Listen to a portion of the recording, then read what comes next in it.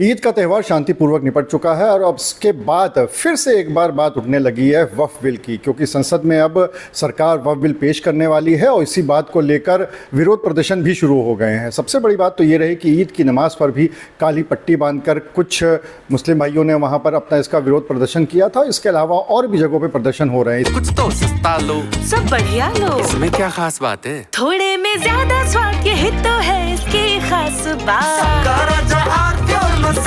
इसी भी बात करने के लिए हमारे साथ मौजूद हैं समाजवादी पार्टी के कानपुर से विधायक हसन रूमी। उनसे बात कर लेते हैं।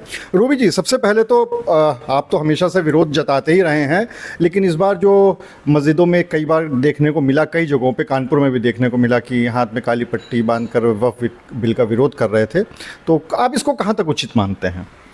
देखिए, किसी भी असंवैधानिक काम का विरोध करना संविधान के तहत ये हर हिंदुस्तान के नागरिक का अधिकार है और उस अधिकार को अगर आप जानेंगे तो आप विरोध करेंगे। काली पट्टी बांधकर प्रतीकात्मक विरोध इसलिए किया गया कि और ख़ास तौर से जुमे की नमाज में जो अलविदा की नमाज़ थी उसमें आह्वान किया गया कि आप लोग काली पट्टी बांधेंगे और उसका विरोध करेंगे, क्योंकि ये मस्जिदों में इसलिए किया गया कि वक्फ जो है उसका सीधा सरोकार मस्जिद, ईदगाह, कब्रिस्तान और इबादतगाहों से है।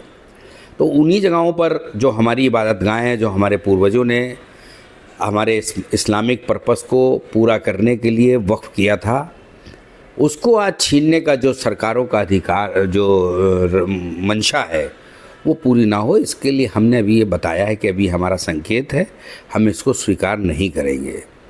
वक्फ बिल को आप लाकर वक्फ बोर्ड की स्वायत्तता को, उसकी आज़ादी को समाप्त करने की बात कर रहे हैं। आप ये कहते हैं कि सुप्रीम कोर्ट में और हाई कोर्ट में वक्फ के मुकदमे अब सुने जाएंगे। पहले ही हिंदुस्तान के अंदर इतना वर्कलोड है हाई कोर्ट में, सुप्रीम कोर्ट में, कि एक साधारण से मुकदमे में उसकी लिस्टिंग होकर उसका नंबर आने में एक छोटे मोटे आरोप में बंद अपराधी को या जो भी उसमें जेल में निरुद्ध होता, उसको 1 महीने की जगह 1-1 साल, 2-2 साल का इंतज़ार करना पड़ता है। तो वो उसको न्याय जो है इतना रुक कर मिलता है, तो वो कहते नहीं कि जस्टिस डिले जस्टिस डिनाइड। तो इसको और बढ़ावा देने वाली बात, इस बिल को लाकर सुप्रीम कोर्ट और हाई कोर्ट के ऊपर बोझ बढ़ाकर, ये सरकार की जो मंशा है, इसमें कई लोगों को नुकसान होने वाला है। और रहा सवाल, ये हमारे पूर्वजों ने जो हमारे इस्लामिक पर्पस को पूरा करने के लिए ये हम लोग को ये वक्फ बोर्ड, अब वक्फ बोर्ड बना कहाँ से? बनाया तो हिंदुस्तान के सरकारों ने, प्रदेश की सरकारों ने।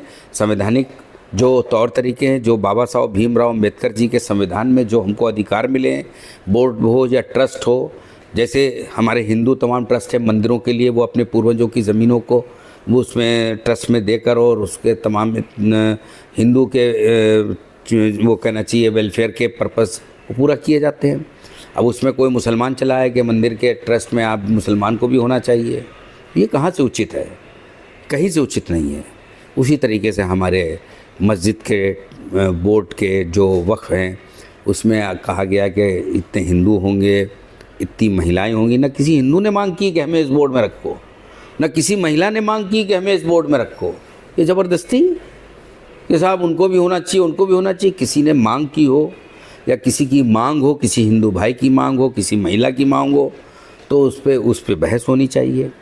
इस तरह की बिना किसी मांग के अनर्गल आप जो है ध्यान को भटकाने वाले बिल लाकर, सरकार हर मोर्चे पर जो फेल हो चुकी है, अब बहुत ज़्यादा बेवकूफ़ बनने वाली नहीं है जनता।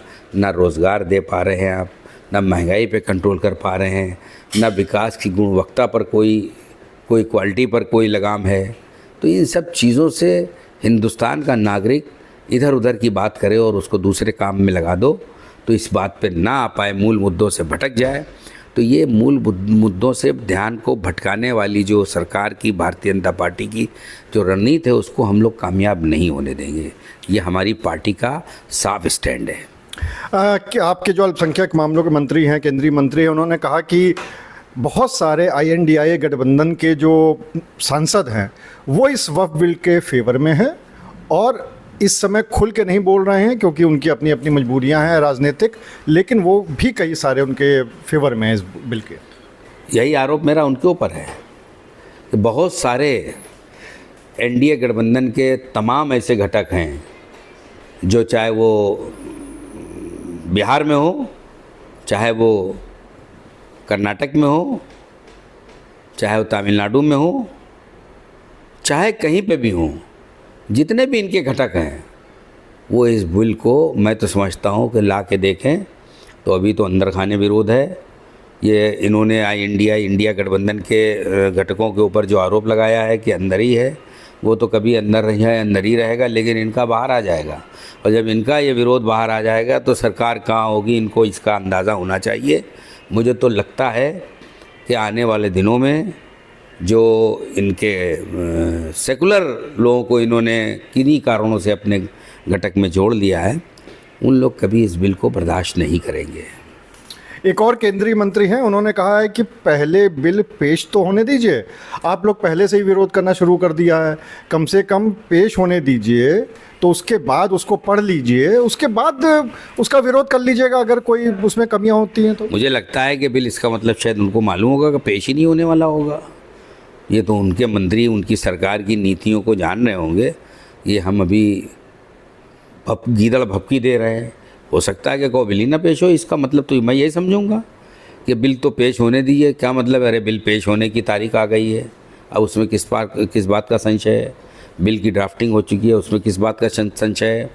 जेपीसी की रिपोर्ट जो एक तरफा बनी है वो उस पर दस्तखत हो गए हैं, अब कहाँ का संशय है? ये बेवकूफ़ बनाने की बिला वजह की बातों से क्या मतलब? मंत्री जी ऐसी बातें करते हैं, वो एक मंत्री उन्होंने कहा, एक मंत्री उन्होंने कहा, इन बातों का कोई मतलब नहीं बचा है। तो आप थे हसन नूमी, जिन्होंने जोरदार तरीके से इस बिल का एक बार फिर से विरोध किया है। साथ ही में एक बात और भी कही है कि जिस तरह से केंद्रीय मंत्री कह रहे हैं कि गठबंधन के बहुत से सांसद उनके साथ हैं इस बिल पे, वहीं पर हसन नूमी का कहना है कि बहुत सारे एनडीए के ऐसे सांसद हैं जो कि इस बिल के विरोध में हैं और जल्दी जब ये बिल पेश होगा तो वो भी सामने निकल के आ जाएंगे। अनुराग अग्रवाल, TV9 कानपुर।